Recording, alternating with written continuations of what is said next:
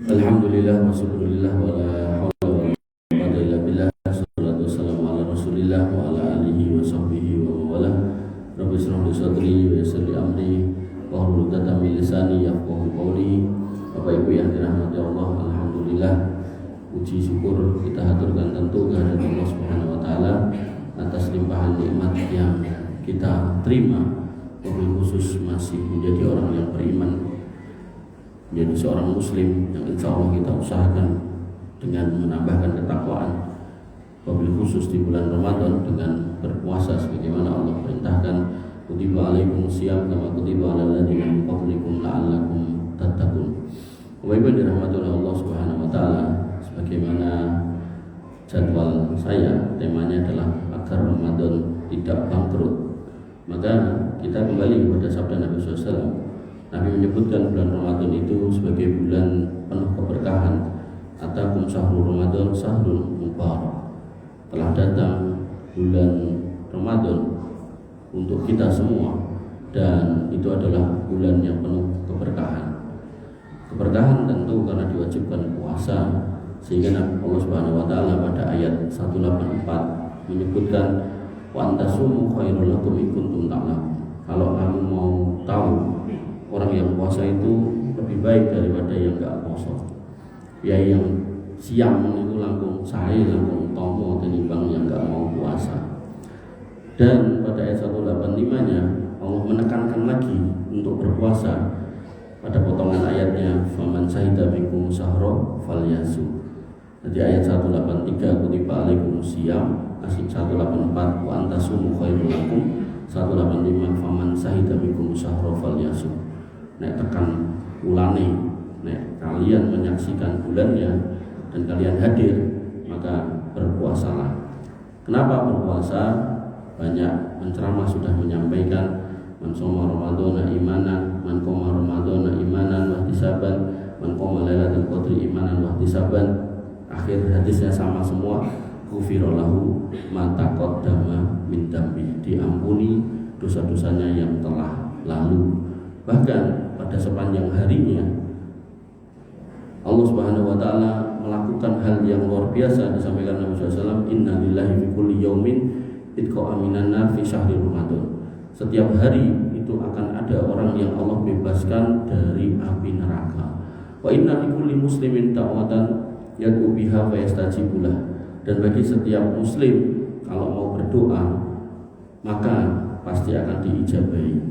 Ini menjadi dalil kalau jenengan bisa berdoa 24 jam di bulan Ramadan itu mustajab. Tentu dikecualikan tempat-tempat tertentu, misal kayak kamar mandi, WC dan seterusnya. Artinya ketika hari-hari biasa, ketika jenengan mau berdoa, itu jenengan harus milih-milih itu antara adzan dan iqamah, sepertiga malam terakhir, kemudian mungkin ketika hujan dan seterusnya. Tapi di Ramadan 24 jam, ini pun jenengan punya kondisi di mana jenengan diperkenankan untuk berdoa dan doa jenengan akan dikabulkan. Nah, alhamdulillah wis Ramadan pas poso, pas udan, pas sahur atau pas buka, pas didolimi uang pengen mustajabnya. Maka jangan ragu untuk banyak berdoa di bulan Ramadan. Bapak Ibu yang dirahmati oleh Allah Subhanahu wa taala. Namun sayang seribu sayang. Nah, ada orang-orang yang kemudian dalam kondisi yang baik, bulan yang baik, ibadah yang baik, kesempatan yang baik, tapi tidak memanfaatkan dengan baik, sampai Nabi SAW menyatakan rubba sha'ib laisa lahu min siyamihi illa al-ju'i wal atas. Banyak orang puasa yang dia karena puasanya itu justru bukannya dapat kebaikan, bukannya dapat keberkahan, bukannya doanya dikabulkan, tapi untuk emong luwe kali ngelak. Nah, ini ironi. Jadi di satu sisi ada kondisi penuh keberkahan, tapi di satu sisi justru ada orang yang nggak dapat apa-apa. Ibaratnya itu, enten sekolahan yang dia itu fasilitasnya komplit, laboratorium komplit, terus apa niku, semua fasilitasnya komplit pokoknya. Gurune yo pinter-pinter, terus mungkin yo nek saniki enten wifi, komputer komplit gitu kan. Tapi enek orang itu masuk situ tidak dalam rangka untuk menuntut ilmu, tapi dalam rangka mau dolan tok, ingat ilmu pergi mulai gitu, rugi gitu. Sehingga orang yang terbaik ketika memasuki tempat-tempat baik, pastikan keluar dari situ dapat ilmu. Nah, dapat faedah. Tergantung tempatnya ya. Nek tempatnya niku sekolahan atau kampus ya dapat ilmu. Nek tempatnya niku pasar ya dapat keuntungan duit. Nek tempatnya niku masjid ya dapat ketenangan jiwa, dapat pahala. Nah, kok ada orang yang kemudian ketemu dengan puasa dia nggak dapat apa-apa. Nah, itu yang menjadi pembahasan kita hari ini. Artinya kita berharap, saya secara pribadi dan panjenengan semua secara umum, jangan sampai gagal dalam berpuasa. Puasanya secara fikih gak batal, tapi secara hakikat puasanya ganjarannya bisa hilang, habis. Jadi kewajibannya gugur sebagai kewajiban, tapi gak dapat apa-apa. Dan riwayat yang saya sampaikan tadi gak cuma satu, ada 4 kalau gak salah tadi. Rubba so'im hadduhu min siyamihil ju'i wal atos. Nah, ini yang kedua. Betapa banyak orang yang berpuasa namun dia tidak mendapatkan puasanya kecuali lapar dan dahaga. Riwayat ketiga, kam min so'imin laisa lahu min siyamihi ilal ju'i wal atos. Berapa banyak orang yang berpuasa, bagian dari puasanya yang dia dapat cuma lapar dan haus. Kemudian dalam riwayat yang lain, rubba so'imin hadduhu min siyamihil ju'i wal atos wa rubba qa'imin hadduhu min qiyamihi as-sahar. Berapa banyak orang yang berpuasa gak dapat apa-apa kecuali lapar dan haus, dan berapa banyak orang yang tarawih yang mulai gak dapat apa-apa kecuali hanya bergadang pun pinten niku siji loro telu papat sekawan. Ini menunjukkan bahwasanya ini harus dihati-hati, harus diperhatikan. Nah, agar tahu kenapa itu bisa bangkrut, bisa sia-sia, nah butuh ilmu, dan ilmu yang terbaik diambil dari Quran dan Sunnah. Pokoknya ada ayatnya, hadis itu aman. Bapak Ibu yang dirahmati oleh Allah Subhanahu wa taala, saya mencoba merangkum, kalau nggak salah tadi itu ada 4 atau 5 poin yang saya masukkan di sini. Yang pertama, yang paling utama, ini yang selalu coba saya bangkitkan semangatnya di sini, yaitu tentang ilmu. Orang-orang yang berpuasa tanpa ilmu itu berpotensi dia koyo poso nek jane mungkin sudah batal. Makanya dalam puasa rukunnya ini ada 2 yang saya tahu. Yang pertama rukun tentang waktunya, yang kedua rukun tentang pembatal-pembatalnya. Sehingga orang puasa itu harus berpuasa sesuai waktunya, dan kemudian yang kedua tidak boleh melanggar pembatalnya. Makanya sebelum puasa, niku kula beberapa kajian beberapa masjid baik yang di sini maupun di Solo, itu temanya apa saya ganti semua tentang pembatal-pembatal puasa. Karena ada entah banyak entah sedikit ulama kaum muslimin yang belum paham pembatal puasa. Ngertine nek namung ra entuk mangan, ra entuk ngombe, kalau ra entuk kumpul. Padahal misal Pak Joko niku kebiasaane ngemuti kunci kontak, terus ketelen niku posone batal. Niku nek piyai mboten ngertos niku iki kan dudu panganan gitu kan. Tegesnya dan ketika jenengan misal punya pendapat selama ini sing dipangan kudu panganan, sing diombe kudu minuman, berarti aku nek mangan berangkal nanti warak, nah posoku gak batal, itu batal gitu loh. Karena enten apa udah lumping mangan beling, nah niku yo batal gitu. Sehingga Bapak Ibu yang dirahmati oleh Allah Subhanahu wa taala, pentingnya ilmu disampaikan oleh Ibnu Qayyim Al-Jauziyah, annal alim bila ilmin kasairi bila dalilin. Orang yang berilmu orang yang beramal tanpa ilmu itu kayak orang yang jalan tapi nggak punya arah, nggak jelas maknanya ini. Dan para lagi misal petang bisa ketemu jurang. Bapak Ibu yang dirahmati oleh Allah Subhanahu wa taala, kalimat yang serupa disampaikan oleh guru beliau yaitu Ibnu Taimiyah rahimahullah. Beliau berkata, man faraqad dalil dallas sabil wala dalil illa bima jaa bihi rasul. Siapa yang terpisah dari penuntun jalannya, maka tentu ia akan tersesat. Jadi kalau dia nggak punya dalil, maka dia nggak akan ketemu jalan. Dan tadi di depan saya sampaikan, paling penak itu saya dalilnya gampang. Osal ini ada dalil iki wis manut gampang. Begitu pula sebaliknya, tidak ada penuntun yang terbaik bagi kita selain dengan mengikuti ajaran Nabi SAW. Sehingga hakikat ilmu itu sebenarnya kalau sudah disampaikan ayat kali hadis pun selesai. Dan dengan mantuk niku nggih tenang, plong, ora mikir aneh-aneh, ilmu tenang ora sing disampaikan ilmu. Bapak Ibu dirahmati oleh Allah Subhanahu wa taala. Niku yang pertama ya. Jadi berpuasa tanpa ilmu niku berpotensi nggih puasanya sia-sia. Sehingga panjenengan sebagai pribadi jangan ragu untuk setiap Ramadan itu atau menjelang Ramadan atau pas Ramadan membuka buku-buku fikih tentang puasa. Usah ragu dibuka mawon. Contoh misal, contoh tentang orang-orang yang nggak paham fikih. Memang ada khilafiyah, tapi saya lebih condong kepada yang membolehkan tentang pemakaian siwak, gosok gigi. Itu ada orang yang berpendapat nek gosok gigi itu orang yang berpuasa nggak boleh, batal puasanya. Ya memang ada khilafiyah, tapi tentu khilafiyah yang mendekati roji, mendekati kuat itu pendapat yang kemudian membolehkan. Gitu. Nah ketika ditanya orang yang menyatakan bahwa gosok gigi itu tidak boleh, dalil apa?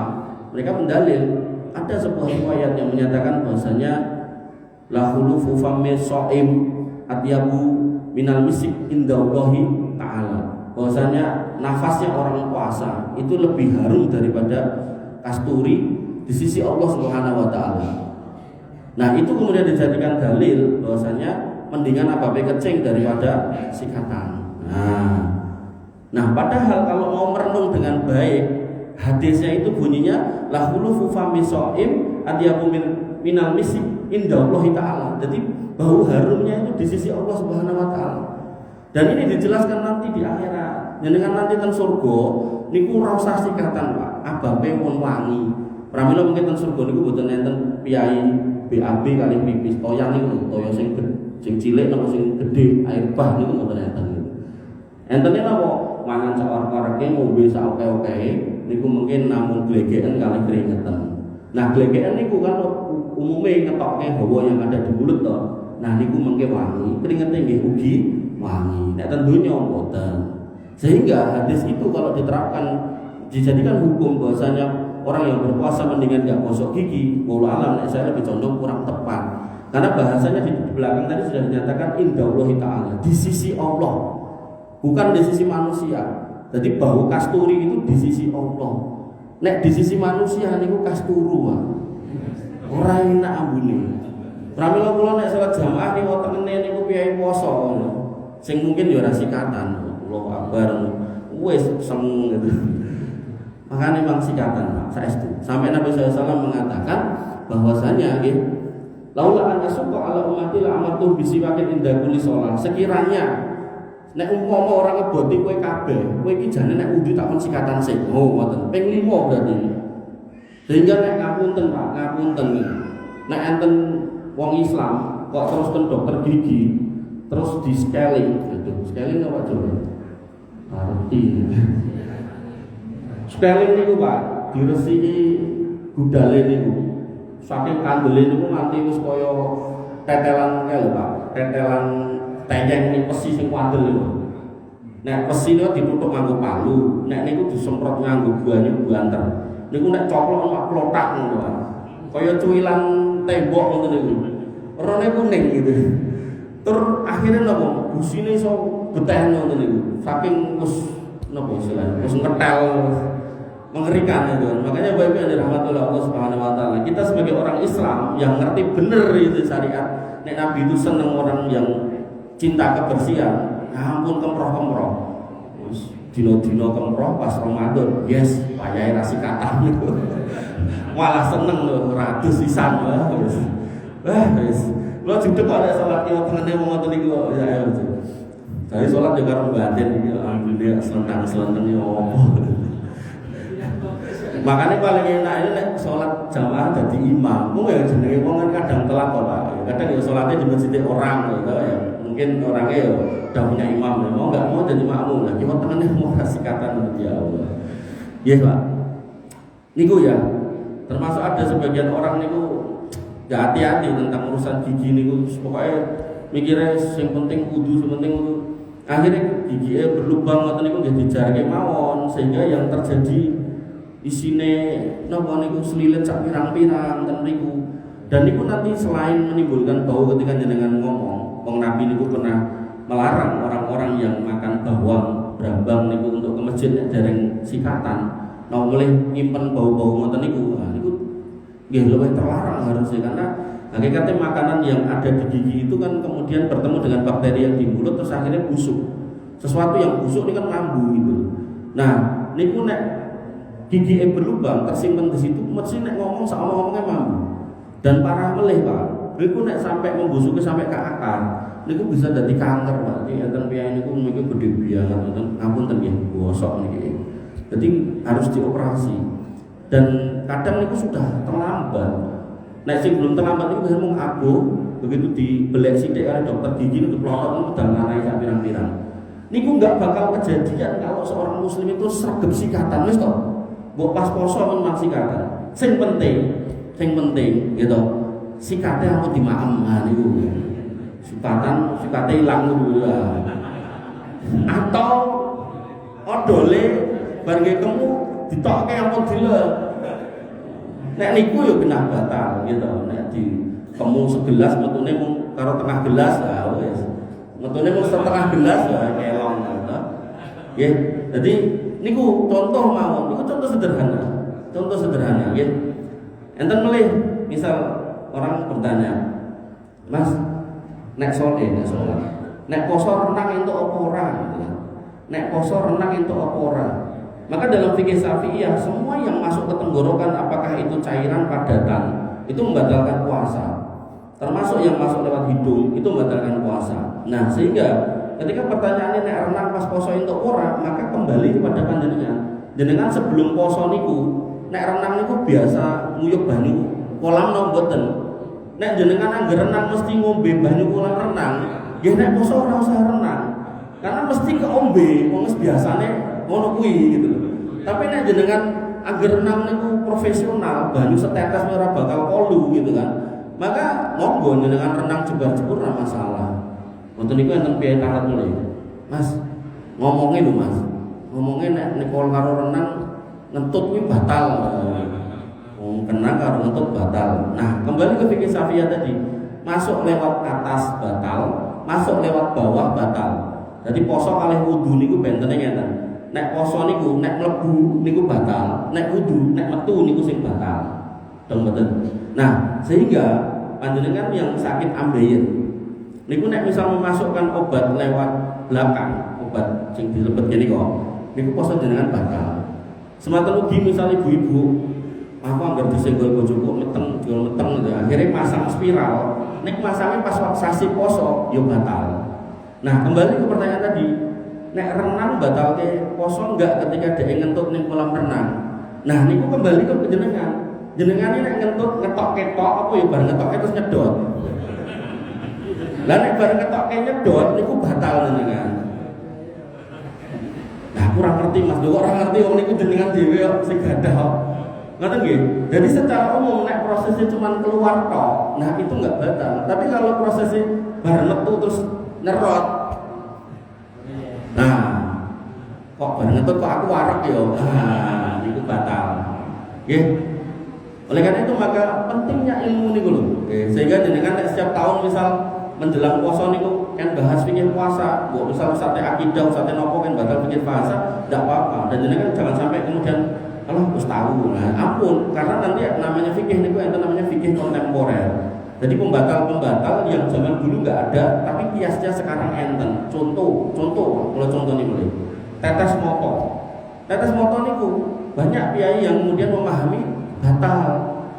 Tapi dari perbedaan pendapat yang saya lihat, insya Allah nggak batal. Kenapa? Karena zaman dulu para sahabat niku ngangge celak dan posone boten dibatalkan atau dianggap batal. Nah, tetes moto dikiaskan dengan celak. Tapi begitu niki kalau sampaikan ada ibu-ibu yang bertanya atau menyatakan sesuatu, dia kemudian mengatakan, "Ngeten Mas, nek kula niku obat tetese orang tuku ning warung, dikai dokter moto. Niku begitu kula tetes ngeten moto, telak kula pahit. Oh nek sing niku batal." Ngoten. Sehingga kasus yang terakhir niki, ini kan kasus kontemporer. Ternyata enten tetes moto nek diteteske niku marai telak pahit. Dan itu kan kula nggih ra ngerti ya rong taun nunggu gitu kan. Sehingga lebih amannya yang model ngoten niku mboten sah tinggi ngoten. Bapak Ibu yang dirahmati oleh Allah Subhanahu wa taala, niku nggih ngomongke fikih puasa panjang. Karena temanya kan apa yang membuat puasa itu sia-sia. Nah, yang kedua, disebutkan dalam sebuah riwayat Nabi SAW menyebutkan orang-orang yang puasanya itu menjadi sia-sia ketika melakukan azur. Istilahnya azur. Nah, azur itu apa nanti kita jelaskan.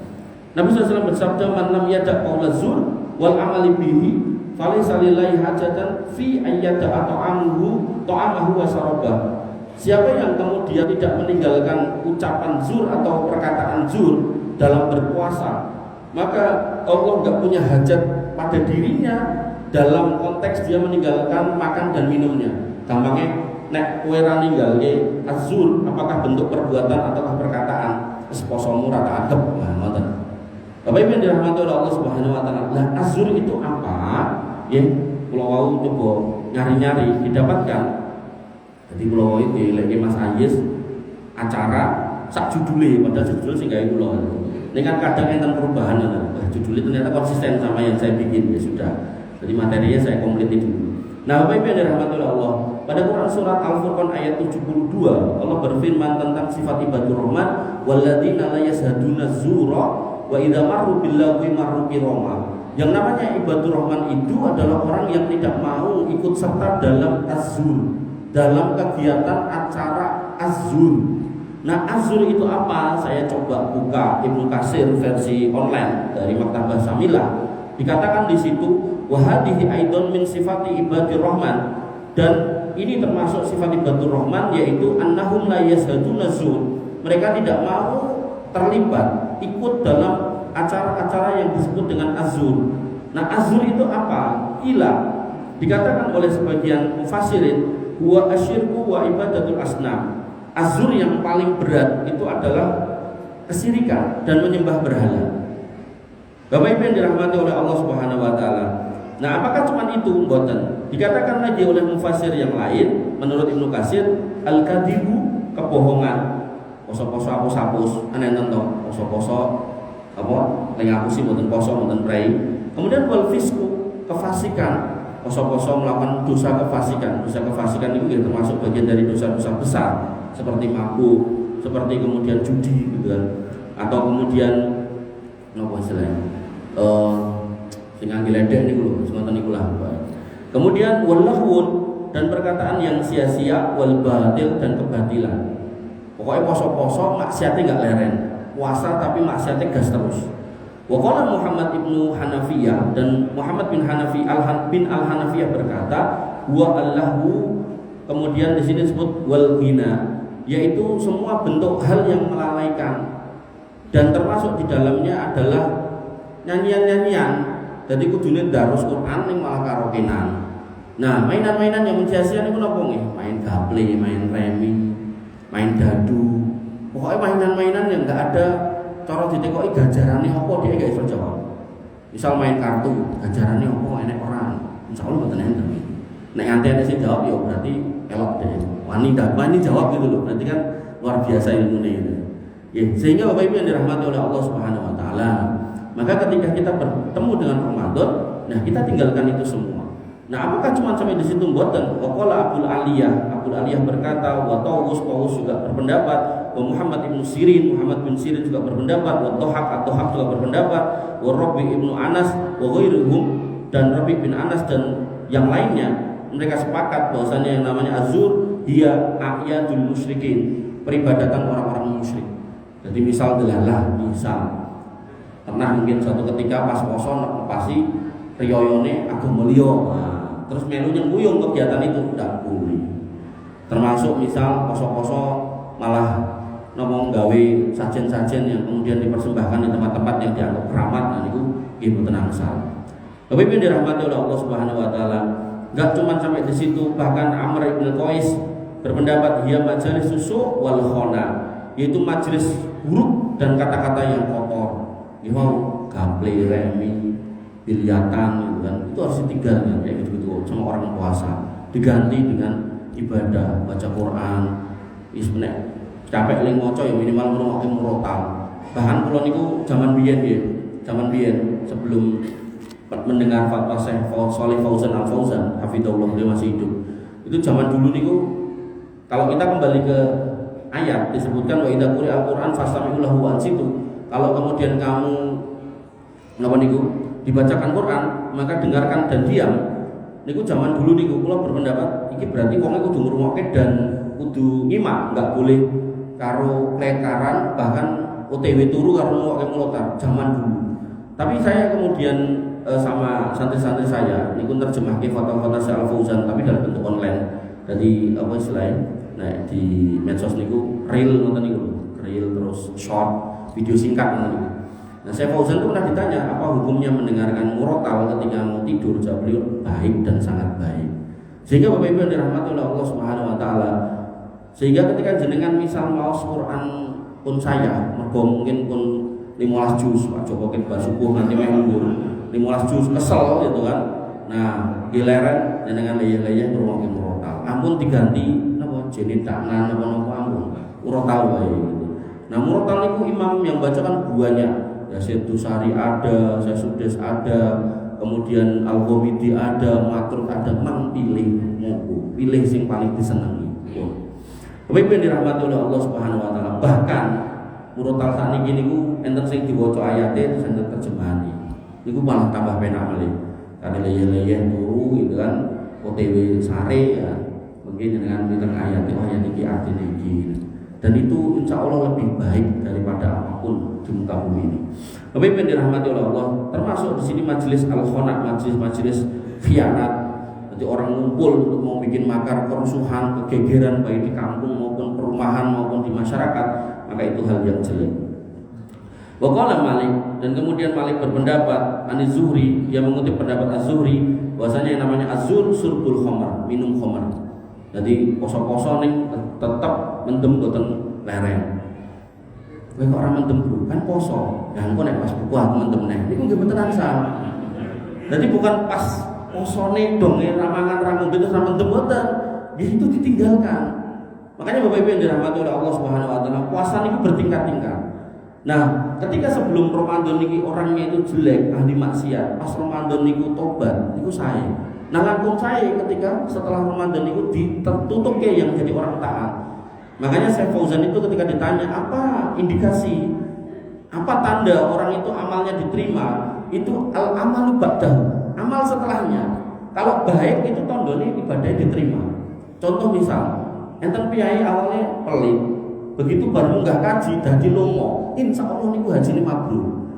Tapi nek sadurunge kaji pelit, munggah kaji mulai tambah pelit, ya wis kuwi hajine masalah gitu. Mungkin ten mriko hajine ya ora tenanan gitu loh.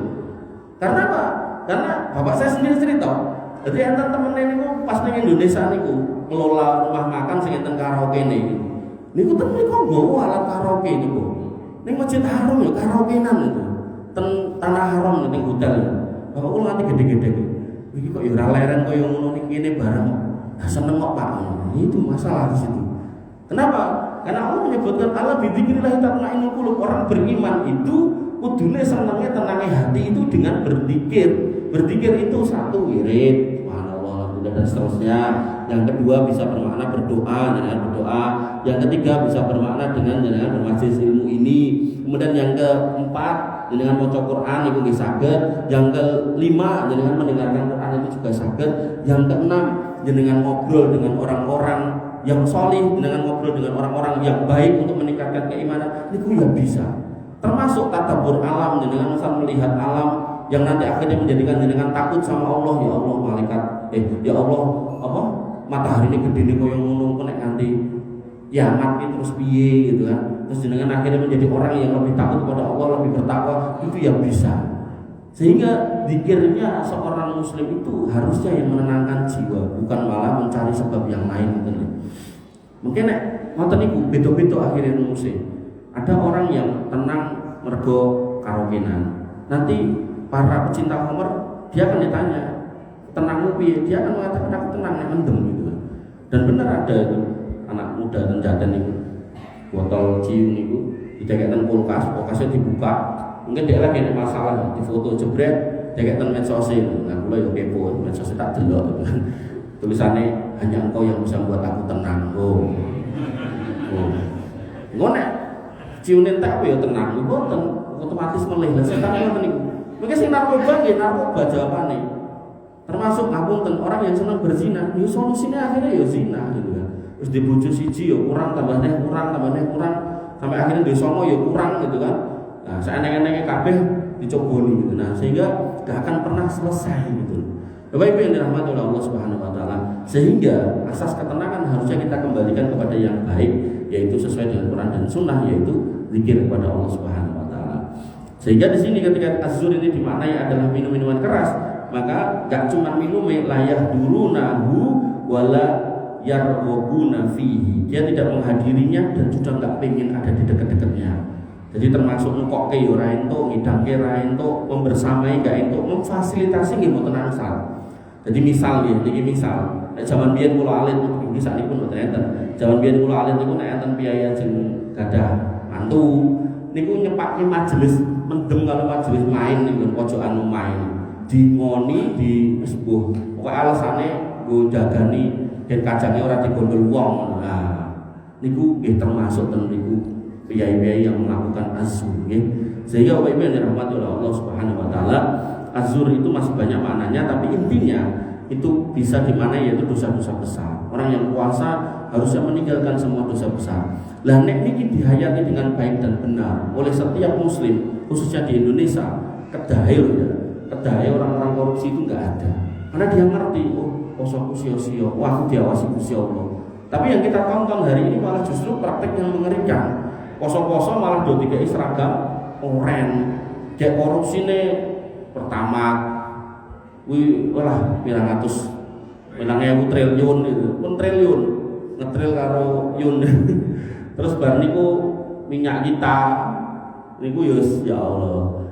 Dadi nek zaman dulu niku wadahe tetep isine dikelongi. Nek niki rada canggih sithik. Nek dikelongi isine engko kan konangan. Nah, wadahe sing dicilikke. Wadahe sing dicilikke ya Allah. Terus nomole emas antam. Kuwi pomo jiko 2 kilo ngono jane kan ya ora mati wonge. Ora gelem 2 kilo pilih 109 ton. Korupsi 109 ton emas lho coba. Ya Allah, ini benar-benar nopo gitu. Makanya ketika Allah mengatakan ya, manusia itu cintanya sama dunia itu sampai jamaah amalau adada, gaweane ngumpul-ngumpul ke dihitung-hitung dan ngitung terus, nggak berhenti. Ya sabu annamalau ahlada. Dia mengira dengan jumlah yang banyak itu dia akan hidup kekal, hidup senang, hidup happy. Buatan Pak. Pada akhirnya mereka semua akan selesai di dunia ini dan tentu pertanggungjawabannya berat di akhirat. Bapak Ibu yang dirahmati oleh Allah Subhanahu wa taala, azur ya. Kemudian yang ketiga, seorang yang berpuasa harus meninggalkan lahwun warafas dan al-jahlu. Disebutkan dalam sebuah riwayat dari Ibnu Majah dan Al-Hakim, disahihkan oleh Syalbani, Nabi SAW bersabda dari Abu Hurairah, laisa siyamu minal akli wasyurb. Yang namanya puasa itu enggak cuma nahan makan dan minum, innama siyamu minal lahwi warafas. Tapi yang namanya puasa itu juga menahan dari al-lahwu warafas. Al-lahwu niku napa? Disebutkan dalam Fathul Bari, Al-Akhfashi mengatakan al-lahwu al-kalamu alladzi la asla lahu minal batil wa syabahahu. Lahwu adalah perkataan sia-sia dan semisalnya yang tidak berfaedah. Jadi dolanan atau perbuatan atau perkumpulan yang enggak ada faedahnya. Contohnya napa? Ngumpul ning renek manfaatnya gitu loh. Nambah duit nggih mboten ya. Nek duit wong main, wah aku nambah duit ya sing kowe sing kalah kan yo ditekelong ngono. Nah, contoh nggih misalnya poso-poso mancing ngoten niku lho. Iku nek menurut saya itu masuk dalam kategori lahu. Buang-buang waktu. Napa meneh? Jelas niku kali kaya dul jeblok niku kan renek iwake, Pak. Dipancing gitu kan. Terus mungkin enten ning Demangan niki kalian cilik dipancing gitu kan. Terus mancing iki ketok tenanan ngono. Parah malah nek niku didadekke nafkah ya ora bakalan tekan niku. Itu era sepiro.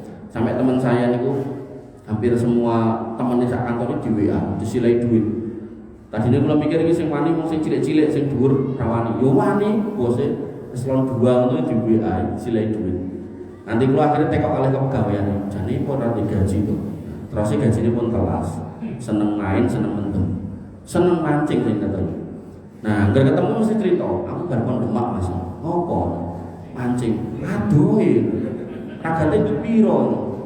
Anu nyewa elf wong siji 1.000. Lho wis ragat, urung mangane, urung ngombene.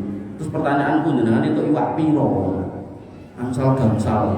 Terus jenengan sadhe kaya bojone dite. Ya mboten kula kaya kancane. Lho, terus bojomu entuk apa? Ya Allah wis susah, kemudian hidupnya habis buat mancing. Ya, pramila panjenengan Bapak Ibu yang dirahmati oleh Allah, khususnya Bapak-bapak, ketika jenengan punya hobi mancing, gak apa mancing. Cuman jenengan atau nuwun harus bisa memilih dan memilah nih momennya. Jenengan takon rumiyin dan ini saya ulang-ulang di mana-mana. Nah, takon rumiyin sama garwane, Bu, sedina iki butuhmu duit piro?